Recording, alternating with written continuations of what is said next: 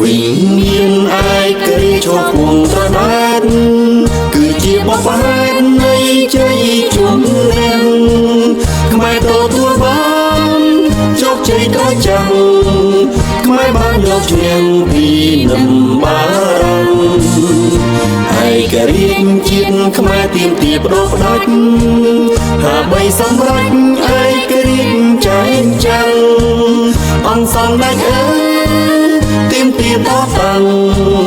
ដោយគ្មានចំបាំងព្រមបញ្ញាញាណក្នុងនាមជាតិខ្មែរក្រុមដឹងគុណអនាគតអនន្តគុំខ្មែរទីហ៊ានពលីមរណៈហ៊ានបងហូឈាមដោយខ្មែររស់រៀនបានឯករាជ្យពិត